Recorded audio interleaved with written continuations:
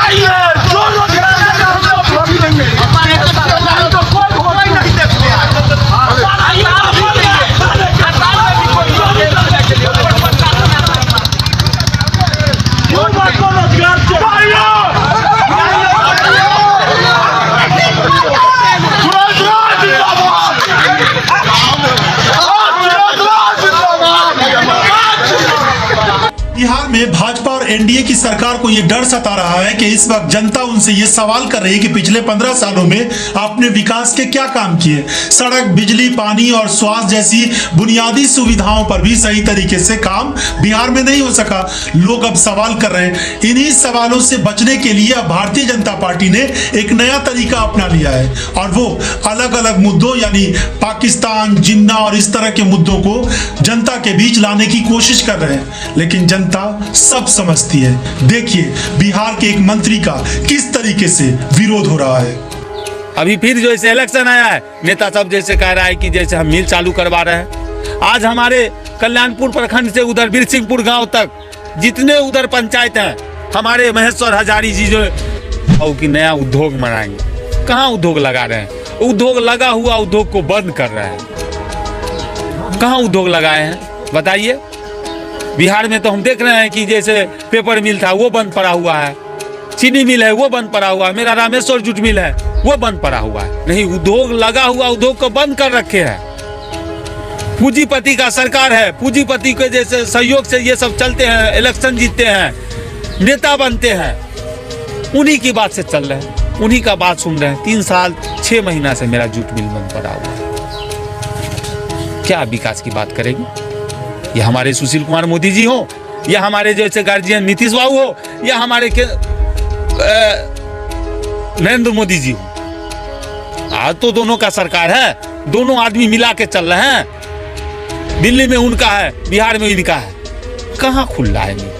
बिहार में पिछले 15 सालों से जेडीयू और भाजपा की सरकार चल रही है, लेकिन कई ऐसे सवाल हैं जिसका जवाब देना इन नेताओं को भारी पड़ रहा है। ऐसा बहुत कम देखने को मिलता है कि आम लोग वोटिंग से पहले इस तरीके का विरोध करें नेताओं के सामने। कई बारी विरोध करते हैं, आम लोग नेताओं से जवाब मांगते हैं, उनको विरोध का सामना करना पड़ता है। लेकिन बिहार में जिस तरीके से, चाहे वो मुजफ्फरपुर का मामला हो, समस्तीपुर का मामला हो, हमने दरभंगा में देखा था कि कैसे संजय सरावगी जो वहां के विधायक हैं उनका विरोध हुआ था। वीडियो है मेरे पास। आरोप लोग लगाते हैं, लेकिन कुछ लुक्का टाइप होते हैं जिसको मालिक को फोटो भेजना पड़ता है, तभी उसका रोजी रोटी चलता है।